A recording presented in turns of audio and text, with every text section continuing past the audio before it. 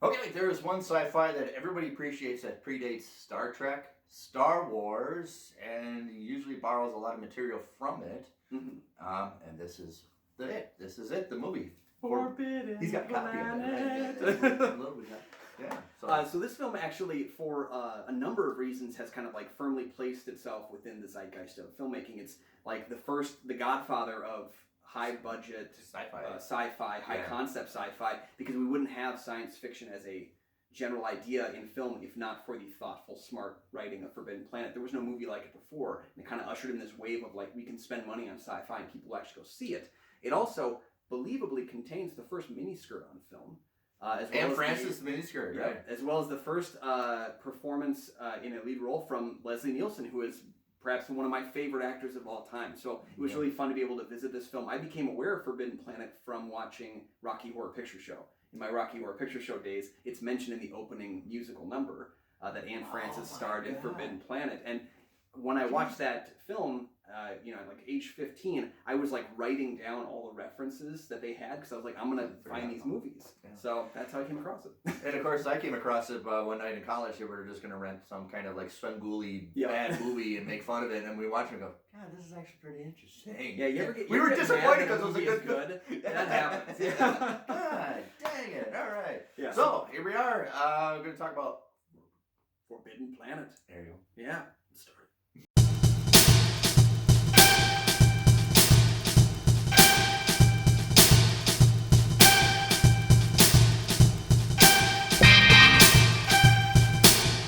Nick, if my last name was Morbius, I would become a doctor. Welcome back to the show, guys. I'm Nick from the St. Paul Filmcast, and before we begin, I would like to say thank you for the new subscribers. We've noticed that we got a lot of new subscribers to the show. We appreciate you. Thank you, and if you're new, hope you enjoy it, and thank you for the loyal subscribers who've maintained as we move on. Very true. Very true. Forbidden Planet has a lot of the stuff that you always see in sci-fi, which is going to a planet, colonization. It's kind of almost, it treats spaceships like a submarine, the skipper, and like Star Trek did that a lot. Yeah. And then you got, which is technology, the robot and alien technology. It's a little bit like Total Recall did. I suppose, the planet and inhabited. So there's a lot to appreciate from what you see from sci-fi movies from the the 60s up to what we have from here. That's fair, yeah. So the film kind of follows a starship crew that is basically responding to a location where there should be another crew sending out messages, but they haven't in years. Yeah. And they're not sure what's going on. So it's a very, it's that kind of like, going to the boundaries of our civilization to try and figure out what happened. And when they get there, they find that there are only 2 survivors left, and something else is going on Altair that is not from human eyes, I guess. So it's a lot of what we experienced before, which is before Star Trek, is colonization, confederate of galaxies, almost on militant exploration. And of course, it's almost like a submarine with new technology. Right. This is actually loosely based on The Tempest. So if you're familiar with that, you know where this is going to go. Yeah, and it's not funny because I don't know if anyone from the production, from the actual behind-the-scenes group, ever blatantly admitted to it. But it is very clearly like parallel The Tempest. And I would argue to say it's probably the best version of The Tempest film. Considering I was not a big fan of that one from a few years ago. But it's interesting, yeah, because it does kind of have that idea of like there's lone survivors on a planet, the infusion of magic in The Tempest or technology in here. Yeah. There's a love story, and there's also a monster. In Tempest it's Caliban, and in this it's some sort of mystical kind of beast that's been living. A monster we don't really see. It's stuff very much borrowed from the TV show Lost. You can see when they saw the invisible monster, like this is Tempest. They're on an island and stuff like that. Special effects. Yeah. Very cool special effects, and first of their time. I think they had a Disney animator. So it was a borrow from alone. So this is MGM Production. Kind of wrote a check to Walt Disney to come and do special effects for the film.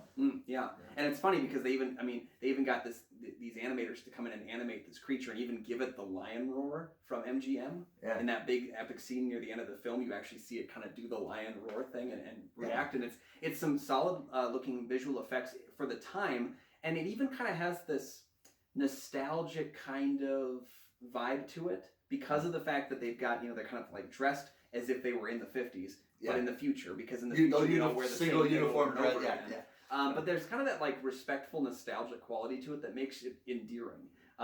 Watching it for the first time now, almost 70 years later, it works. So his name is, his credit with Josh Meander, and it's a process of using the negatives and you kind of sketch on the film and you etch it in, but then you add color to it. Yeah, in the movie they have phasers, which Star Trek uses, and they have holsters for their phasers and all this stuff, and you can see them just, which is something you never really seen before.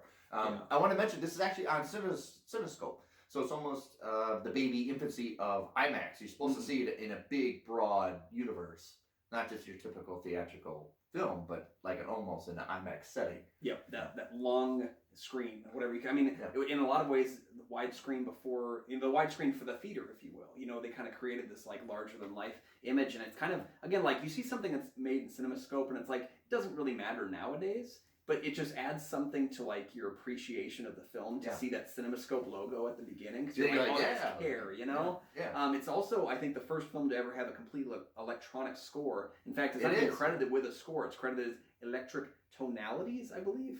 Well, it was a lot of debate of what is music at the time, and of course, we could because it's very important to emphasize it. Beebe and Louis Barron. Actually manufactured the all electronic circuitry of the music, so it's all 100% electronic, using and playing around with reverb, and it carries out from the beginning of when this first single frame of the film to the very end. It's constantly playing this, right? Yeah. And it seems, I'm sure if you never heard it, it seems very alien at the time to hear this kind of very out of the world. Yeah. But like now it's so commonplace because the film was successful, and every other science fiction film afterwards just tried to throw some sort of electronica into it, and kind of maybe overdid it, if you will. But this one is successful in that I honestly don't remember even hearing the score as often as I was, because it's just kind of like bled into the surroundings and the background of the film and the overall ambiance that I was feeling for it, that it disappears. It's like great visual effects. You don't realize they're there. Great editing. You don't realize that it's happening. It's just part of it, and you're just kind of in that world living. Yeah, I think you have to watch it for a second time to realize it's constantly there. It's constantly there. Yeah. And you use a lot of the reverb and a lot of the delays and stuff like that eventually the 60s rock and roll will put into their music. Yeah. I think one other thing that I really found exciting was the character development for it too, is that you don't spend this time on big bombastic action, because it's still at its core a character drama. That's the thing, because especially if you watch sci-fi, explosions, you expect explosions and disasters and all that stuff, and here there's a lot of care of where we're going to go. I would venture that this is actually, if you want to plant Forbidden Planet as a route to where sci-fi was going to go, like Star Trek and Star Wars, the other route would be like Starship Troopers. It borrows a lot from this. It does, absolutely, yeah. So if you watch, if you're a fan of Starship Troopers, you'll understand where the root comes from, is this Forbidden Planet of people wearing uniforms, kind of a military exposition, and characters don't really evolve. I would say, Leslie Nielsen's character doesn't really change. Anne Francis' character doesn't really change. But they go through experiences. Yeah, I think she's maybe the one that changes the most, purely because she is experiencing people for the first time. It's her ignorance, right? And they kind of mold her a little bit, but he kind of just goes at it with a very cold, calculating, and I think going from Starship Troopers, it's a good parallel, because these people, it's like their rank, their military rank is who they are. Yeah. They live in this idea of I am this person. And I don't. The personality is all around that kind of work, and it's kind of this idea that in the future we won't have hobbies as much, because no one really talks about hobbies or recreations. Yeah. So Starship Troopers, where the characters are not really changed, Rico's always going to maintain his person Rico. And the only thing I'm really saying is Neil Patrick Harris' character kind of doesn't change, but he kind of reveals who he really always was. That's true. Yeah. So a lot of similarities, and Paul wasn't ignorant when he directed Starship Troopers of this movie. Also, Stephen King cites this movie in, I think, Tommyknockers. Yeah, so that's the planet the Tommyknockers are from is Altair 4, if I'm correct. So it must be in the same kind of because this one we're in Altair 5. Yeah, right? And then Altair is also actually referenced in Star Trek. Roddenberry loved this film, of course, obviously. But Altair is actually a part of the Federation. in a Star Trek canon. So you're not sure if he's kind of like tongue in cheek or if he actually maybe planned on kind of like circumventing and including that kind of in his world. It's all kind of like fun games of just referencing the things we love, but it's true this film had a place where it became part of like the pop culture, and even it became so popular that even things like the spaceship that they're in, which is like the flying saucer, which is one of the first ones to feature. Like, and also Robbie the Robot. Those two props were used in tons of films afterwards. MGM kept them on the lot and basically kept recycling them in, which was a common practice at the time. What's funny is that Robbie the Robot has his own IMDb page, where they show the films that this robot appears in. He actually has a grand IMDb page and a grand letterbox page where they reference films he's in. He even appears as Robbie the Robot in a kind of like pseudo sequel called The Invisible Boy. Weird. Which picks up his own sequel with him as well. So he actually got his own sequel that people don't really know about. It's a special feature actually on the home video release for Forbidden Planet. I was watching this with my significant other, and it was like, does he know who Rosie is from the Jetsons? Because that's where it spills over to all the, like Lost in Space. Lost in Space is one I noticed, yeah. So yeah, and I think Robbie is the first like talking animated kind of character in film. Yeah. And again, like credited on the like film. A typewriter almost. Yeah. Right? So probably the precursor to Hal, maybe in some ways, where like you got that sentient element to him. And also I think again, like Robbie, just that visual of the robot, I got it right here, the visual of the robot right here, as he pops up in other films, kind of just reminds you of Forbidden Planet. Then, like I think Robbie was in Twilight Zone at one point on an episode. Right. There's as I was going to mention in my notes, there's a lot of stage sets, a lot of costuming, all this stuff got taken over to Twilight Zone. Mm-hmm. So it's a lot of like, there's the uniforms from Forbidden Planet, or there's the guns from. Mm-hmm. So a lot of the props, a lot of the sets got used into other materials. This spilled over everywhere in sci-fi. Yeah. And that's maybe solidified its footprint, because even unintentionally, it's an homage to Forbidden Planet. Like when you see Robbie, you think of it from Forbidden Planet. So it's kind of like, even if the film wasn't that good, but it was still successful, you'd still have this memory of this movie because it's just bled into everything sci-fi over decades, and it doesn't get the kind of love that I think it deserves nowadays. Like people don't talk about it as a precursor to Star Trek. Which is kind of why I wanted to bring up Eyes of Laura Mars, that movie. Mm-hmm. This is why I kind of bring up this one, because it's rooted in this side, and then everywhere it goes, you have to come back to this movie. I love the tour. I still get a kick out of when they get a tour of what's inside the world. Okay, yeah. That was for me because when you had mentioned to me before I watched it for the first time that it was kind of based on The Tempest. So I was kind of like remembering The Tempest from college, but trying to like put it together. Like I still don't know where this movie was really going though, because it's just loose enough where like you're trying to place which character is who. And so going into that moment when this big revelation happens and we start to see all the moving pieces, you're right. It's a fantastic piece of fantasy sci-fi that just kind of like gives you a little bit of like a jaw drop moment.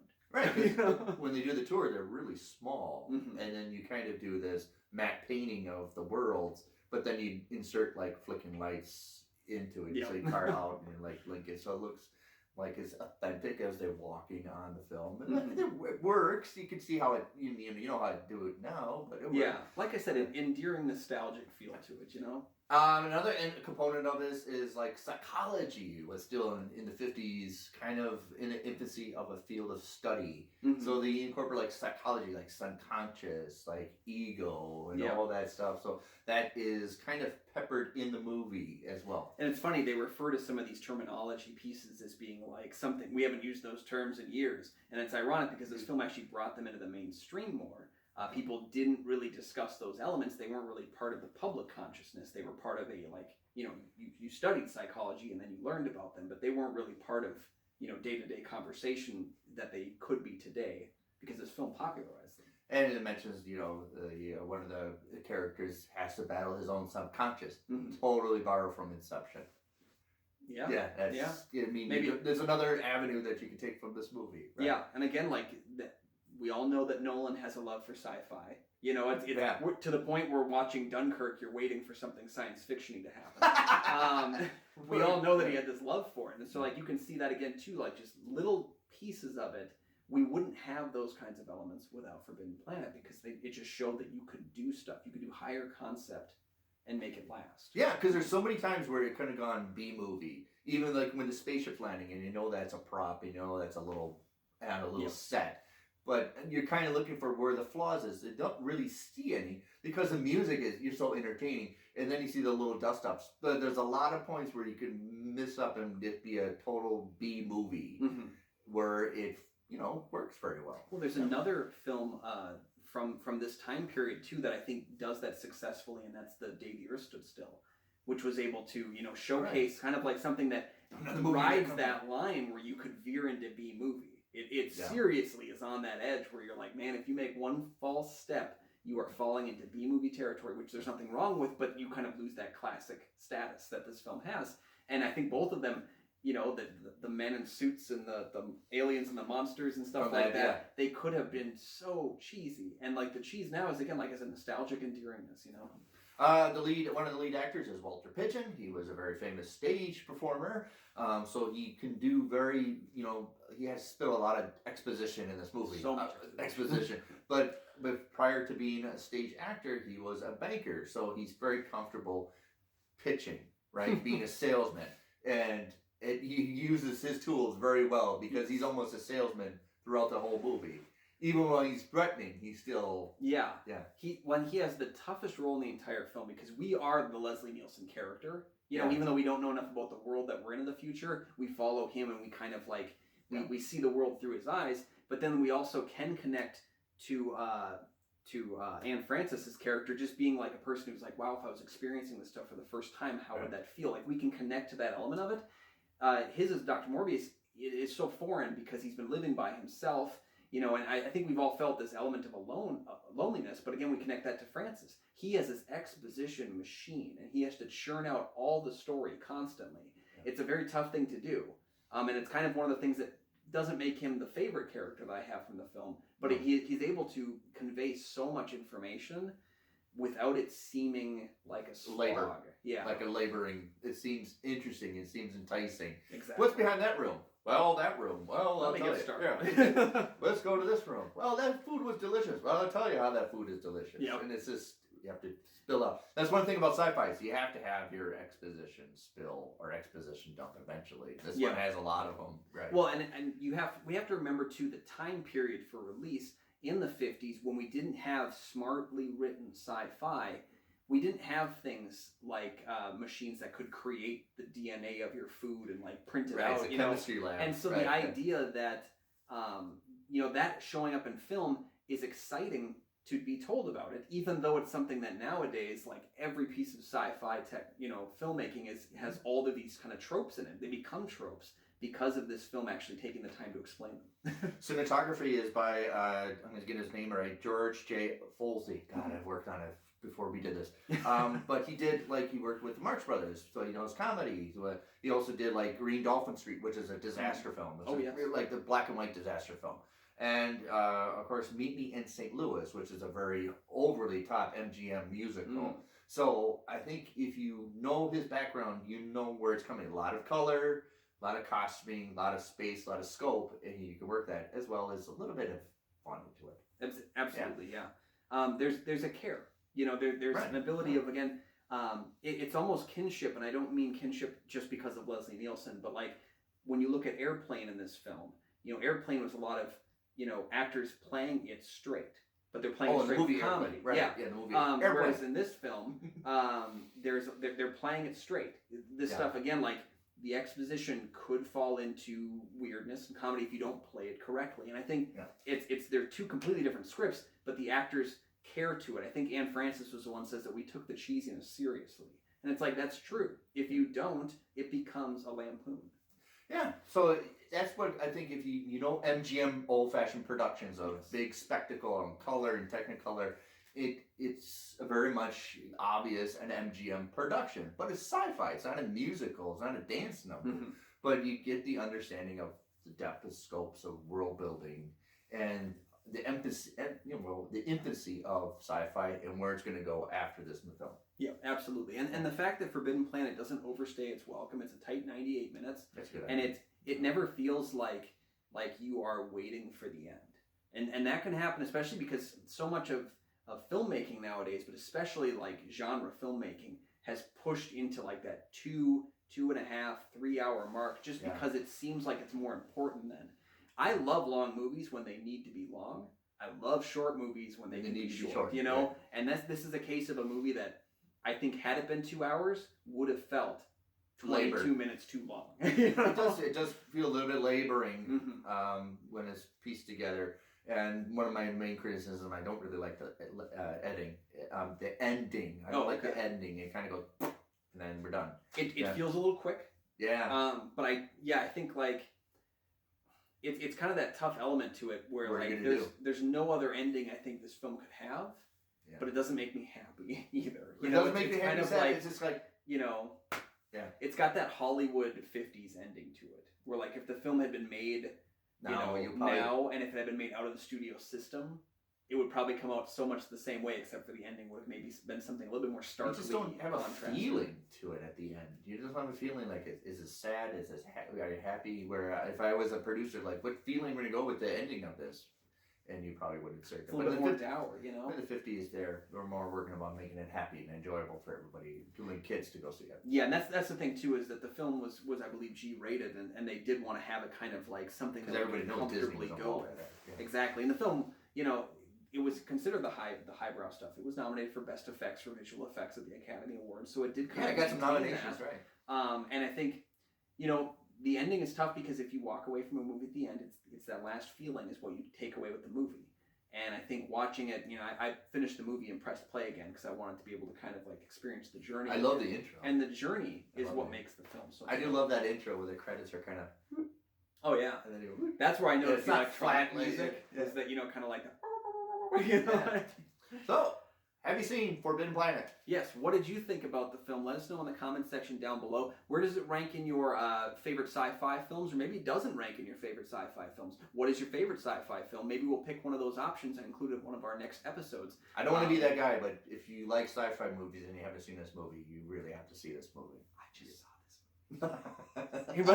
I won't say that you're wrong, those guys, but go watch it now. Right. Yeah. If you haven't seen it, let us know once you see the film. We tried to avoid some spoilers because we know there are some reveals here that I didn't see coming that were very exciting. So please take the opportunity to check out the film now. Yeah, Leslie Nielsen's got dark hair. Yeah, that was one of the biggest reasons. He's not great. That's true. That's true. But after all that, once you finish watching the film and giving your comments, don't forget you guys can give us a like too. That would be so appreciative on our end. And you can also subscribe, which is great for you as well because you'll never miss an episode. And don't forget too, you can also share the episode, and then you can keep the conversation going because we like conversing. Yeah. But thank you guys for joining us so much again. If you get an opportunity, check out that Patreon. The link's down in the description. And you can find all my film reviews on GoFilmReviews.com. I'm Nick from the St. Paul Filmcast. Beam me up.